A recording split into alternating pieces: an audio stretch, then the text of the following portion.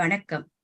செந்தமிழே உயிரே நறுந்தேனே, செயலினை மூச்சினை உனக்களித்தேனே, நைந்தாய் எனில் நைந்து போகும் என் வாழ்வு, நன்னிலை உனக்கெனில் எனக்கும் தானே. அன்னை தமிழை வணங்கி நம் தமிழால் இணைவோம் உலகத் தமிழ் பேரியக்கத்தின் தொடர் நிகழ்வுகளில் மார்கழி திருவிழா 16ஆம் நாள் நிகழ்விற்கு உங்கள் அனைவரையும் பணிவோடு வரவேற்று மகிழ்கிறோம்.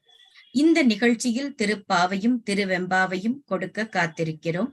இந்த நிகழ்ச்சிக்கு களம் அமைத்து கொடுத்த நம் தமிழால் இணைவோம் உலகத் தமிழ் பேரியக்கத்தின் நிறுவனர், இயக்குனர், கவின்கலை வேந்தர், சிவதமிழ் சீராளர் நம் சத்திய நாராயணராஜ் பாலகுரு அவர்களுக்கும், நம் அன்பிற்கினிய துணைத் தலைவர், பாரதி கண்ட புதுமை பெண் தங்க மங்கை மீனா திருப்பதி அம்மா அவர்களுக்கும், திருவெம்பாவையை அற்புதமாக சொல்ல காத்திருக்கும் எங்கள் கூட்டு மாவட்டம் ஒன்றின் ஆளுநர் தொல்காப்பிய செம்மலப்பா அவர்களுக்கும், இந்த நிகழ்ச்சியை அழகாக எங்களுக்கு ஒருங்கிணைத்துக் கொடுக்கக்கூடிய கூட்டு மாவட்டம் 3இன் ஆளுநர் தமிழ்ச்செம்மல் நிலவொளி வேந்தர் எங்கள் அழகராஜா ஐயா அவர்களுக்கும், மாவட்டம் 18/8இன் முதல் துணை ஆளுநர் எங்கள் அன்பிற்கினிய கோபாலையா அவர்களுக்கும் பணிவான வரவேற்பினை சொல்லி இப்பொழுது மார்கழி 16ஆம் நாள் பாடலுக்குள் செல்கிறோம். நாயகனாய் நின்ற நந்த கோபனுடைய கோயில் காப்பானே, கொடி தோன்றும் தோரண நாயகனாய் நின்ற நந்த கோபனுடைய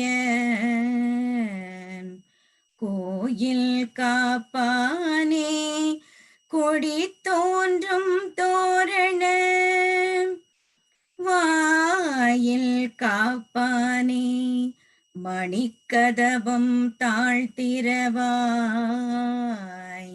ஆயர் சிறுமியரோமுக்கு அரை பறை வாயில் காப்பானே, மணிக்கதவம் தாழ்த்திரவாய் ஆயர் சிறுமியரோமுக்கு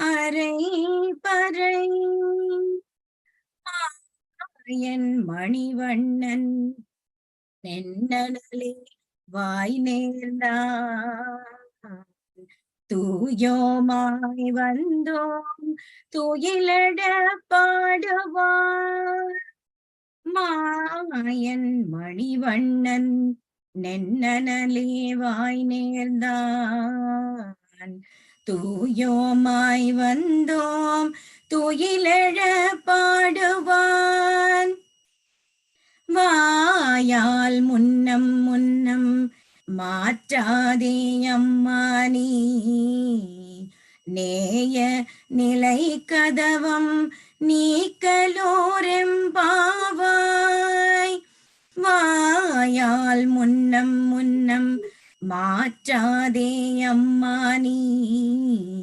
நேய நிலை கதவம் நீக்கலோர் எம்பாவாய்.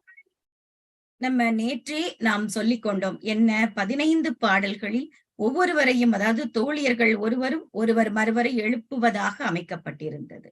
இந்த 4ஆம் பகுதி, அதாவது 16லிருந்து 20 பாடல்கள் வரைக்கும் பெண்டிர் அனைவரும் குளித்து நீராடி நந்தகோபன் திரு மாளிகைக்கு சென்று வாயில் காப்போனை வேண்டி அந்த மணிக்கதவத்தை திறப்பாயாக, அப்படி திறக்கச் செய்து உள்ளே புகுந்து நந்தகோபன், யசோதை, நப்பின்னை, கண்ணன், பலதேவன் ஆகியவர்களை எழுப்பப் போகிறார்கள்.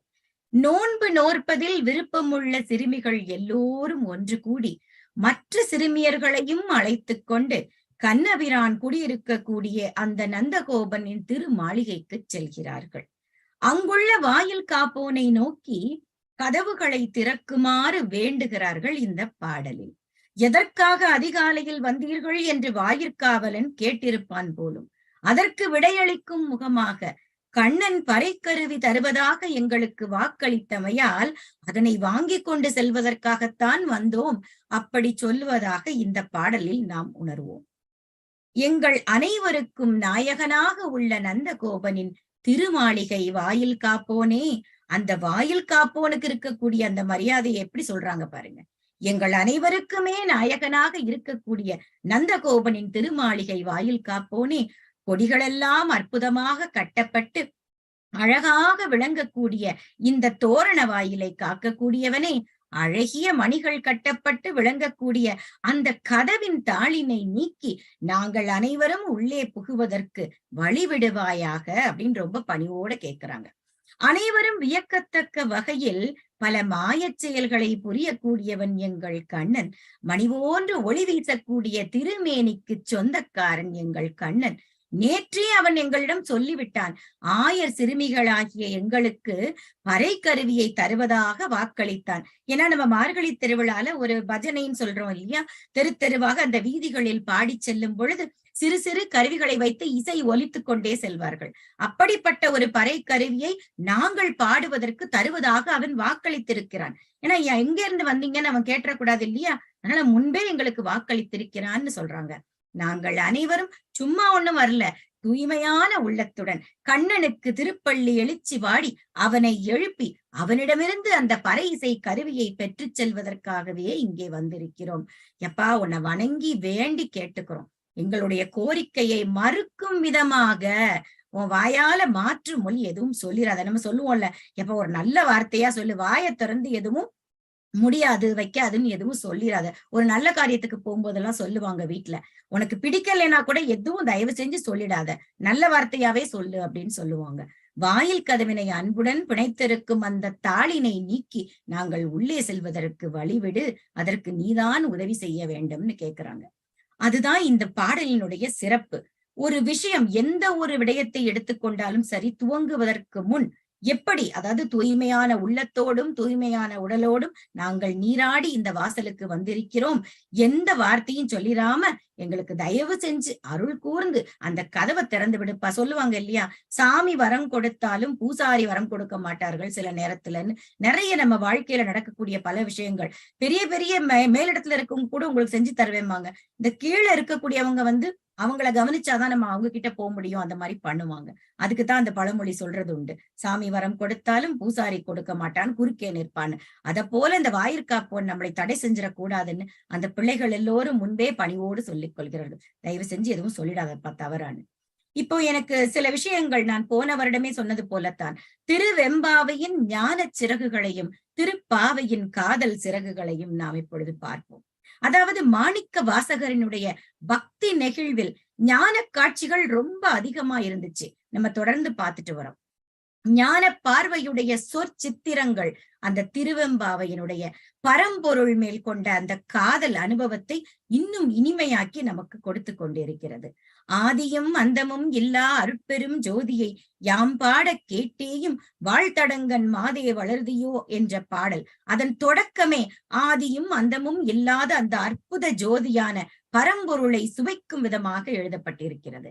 பாதாளம் ஏழினும் கீழ் சொற்கழிவு பாதமலர் போதார் புனை முடியும் எல்லா பொருள் முடிவே அப்படிங்கிற பாடல்ல அதலம் விதலம் சுதலம் தராதலம் ரசாதலம் மகாதலம் பாதாளம் அப்படிங்கிற இங்கே சொல்லப்படக்கூடிய 7 விதமான தாழ்மன மண்டலங்கள்ல கூட இருக்கக்கூடிய அனைத்திலும் ஊடுருவி நீளக்கூடிய பாதமலர் கொண்டவன் யார்? எங்கள் பரமன் சிவன்.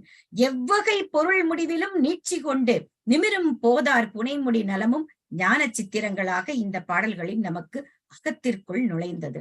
அடிமுடி தேடிய அண்ணாமலை புராணத்தின் அற்புத சுட்டாக இந்த பாடல் வரிகளை எல்லாம் இதன் ஞான மனத்தை சுவையை நாம் நன்கு உணர்ந்தோம். முன்னை பழம்பொருட்கும் முன்னை பழம்பொருளே பின்னை புதுமைக்கும் பேர்த்தும் அப்பெற்றியனே அப்படிங்கிற ஒரு பாடல்ல அந்த பரம்பொருளினுடைய காலத்தையெல்லாம் கடந்து நிற்பவன் அப்படிங்கிற ஒரு விஷயத்தை நம் மனம் ஏற்றுக்கொள்ளக்கூடிய விதமாக நெகிழும் விதமாக சொல்லப்பட்டது. விண்ணுக்கு ஒரு மருந்தை வேத விழுப்பொருளை என்னும் என்ற சொல்லில் ஆர்த்த பிறவி துயர்கட நாம் ஆர்த்தாடும் தீர்த்தன் அப்படின்னு சொல்லும் பொழுதும் பெண்ணாகி ஆணாய் அலியாய் பிறங்கொழி சேர் விண்ணாகி மண்ணாகி இத்தனையும் வேறாகி அப்படிங்கிற பாடல் வரும் பொழுது ஞான சுவையை நாம் தொடர்ந்து பருகிக் கொண்டிருக்கிறோம். இப்ப ஆண்டாளின் இனிய பிரவாகம், அங்கே ஞான சிறகுகள் என்றால் இங்கே காதல் சிறகுகள். இனிய பிரவாகம் எடுக்கக்கூடிய அவளுடைய காதல் வெள்ளம், பள்ளம், அதாவது மடை திறந்த வெள்ளம் போன்ற உணர்ச்சி பிரவாகம், வேகம் கொண்ட பாடல் வரிகள், அழகியல் மீது ஊர்ந்த அமுத சித்திரங்கள் அப்படின்னு சொல்றாங்க. புராண கால்வழி எனும் புனைவு சித்திரங்களும் என கற்பனையும் இருக்கு இல்லையா இதுல. அவள் ஆழ் மனம் உணர்ந்த அற்புத சத்தியங்களும் இதில் கலந்து கொடுக்கப்பட்டு வருகிறது. அவளது பாவனா சக்தியின் அற்புத தரிசனங்கள், அவள் தன்னுடைய மனக்கண்ணில் கண்ட அந்த இறைவனுடைய அற்புத சக்தியினை நாம் உணரும் விதமாக தொடர்ந்து சொல்லி வருகிறாள். கோதைக்கு ஸ்ரீவில்லிபுத்தூர் ஆயர்பாடியானது, தோழியர் எல்லோரும் ஆயர் கன்னிகையர் ஆனார்கள். வடபத்ரசாயி திருக்கோயில் நந்தகோபனின் மாளிகையானது, அங்கே எழுந்தருளி இருக்கக்கூடிய ஆயர்பாடி கண்ணன் ஆகின்றான். இடைப்பேச்சும் இடைநடையும் இயல்பாகவே அவளுக்கு வருகின்றது. ஆகவே தன்னையும் ஒரு இடைச்சிறுமியாகவே நினைத்துக் கொள்கிறாள். கோதை வாழ்வது சீர்மல்கும் ஆய்ப்பாடி. அங்கே புழங்கக்கூடிய நெய்யும் பாலும் விரதத்திலிருந்து விரத விலக்கு பெறுகின்றன. ஏன்னா நாங்க அதெல்லாம் சாப்பிட மாட்டோம் அப்படின்னு நம்ம பார்த்தோம் இல்லையா. சூழ நிற்பவை, அந்த செல்வ செழிப்பை பத்தி பார்த்தோம். வாங்க குடம் நிறைக்கும் வள்ளல் பெரும்பசுக்கள்னு பார்த்தோம். காசும் பிறப்பும் கலகலப்ப கைபெயர்த்துன்னு பார்த்தோம். ஆய்ச்சியர் மத்தினால் எழுப்பக்கூடிய அந்த தயிர் எப்படியெல்லாம் ஒலித்ததுன்னு பார்த்தோம். எருமைகளை எல்லாம் பனிப்புல்லுக்கு மேய்ச்சலுக்கு கொண்டு செல்லக்கூடிய காட்சியையும், எருமைகள் தன் கன்றுக்கு இறங்கி தானாகவே பால் சோர நனைந்து அந்த இல்லத்தின் வாசலை தேராக்கிய காட்சியையும் கண்டோம். பார்ச்சோறு மூட நெய்வெய்து முழங்கை வழிவார கூடியிருந்து குளிர்ந்துன்னு வரக்கூடிய பாடல் வரிகளிலும் அந்த குதூகல காட்சிகளை எல்லாம் நாம் காணப்போகிறோம். இங்கே ஆயர்பாடி நாயகன் கண்ணன் ஆயர்குலத்து அணி விளக்கு. அவனை ஓங்கி உலகளந்த உத்தமன் என்றும், பேய் முலை நஞ்சுண்டு கள்ளச் சகடம் கலக்களிய காலோச்சி வெள்ளத்தரவில் துயிலமர்ந்த வித்து என்றும், அவனுடைய சிறப்புகளை எல்லாம் புள்ளின் வாய் கீண்டான் அந்த வாயை கிழிச்சவன் என்றும், ஒருத்தி மகனாய் பிறந்து ஓரிரவில் ஒருத்தி மகனாய் ஒளித்து வளர்ந்தான் அப்படிங்கிற பாடல் வரப்போது.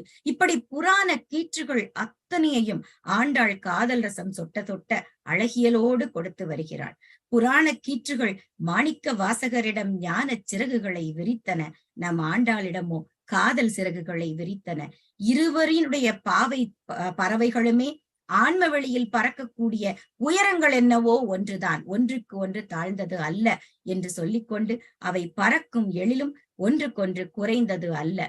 வாத ஊராரும் வில்லிபுத்தூரியும் தந்த அழகிய இந்த பாவை பாடல்களில் நாம் பார்ப்பது அத்துணையும் பரந்தாமனின் பரமனின் ஆன்மீக அமுத வெள்ளத்தை மட்டுமே.